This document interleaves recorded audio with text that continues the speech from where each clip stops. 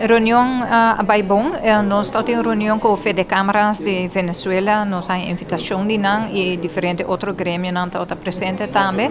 So papel de situação de Venezuela mesmo, nós temos aqui com a situação de Venezuela mesmo, pero a parte mais importante é naturalmente o abrimento de fronteira entre Venezuela e Aruba.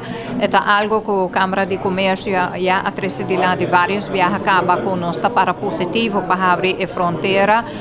Também tem benefício para nós, povo de parte aqui, naturalmente, mirando a situação financeira que tem, essa que lo põe com nós povo por ganhar mercancia na preço hobby mais econômico, que portim para sobre a Venezuela está cerca, que mas nós também é fleta mesmo, diz para três produto para a agricultura e de construção, coisas assim para Aruba, lota de nossa opinião algo hobby positivo, comercial, pero também para o povo. Então, essa é nossa papel com nós por ajudar, participar para trazer a solução aqui para lograr abrir a fronteira. Com esse encerramento de fronteira, a Câmara de Comércio da Sinti que estava tendo dano para o povo de Aruba.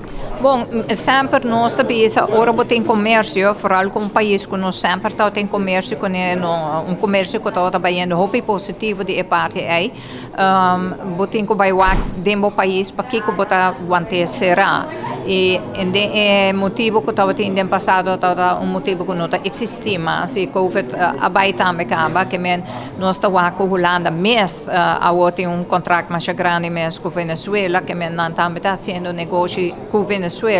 De minha opinião, a nós como Câmara de Comércio também nós temos que aproveitar também para o comércio, para ter isso aqui, a nós está para positivo para abrir a fronteira, sim. Na final, a Câmara de Comércio quer ver o governo de Aruba para pura de abrir a fronteira com a Venezuela? Sim, a nós está urgente para solucionar o problema que nós estamos trabalhando riba de nós papi par viajar acaba com o governo e nós nada tem o processo e nós não mais participar ajuda do um conselho também para riba com a prática que tem hora para abrir a fronteira, pero assim nós petição tá para abrir a fronteira.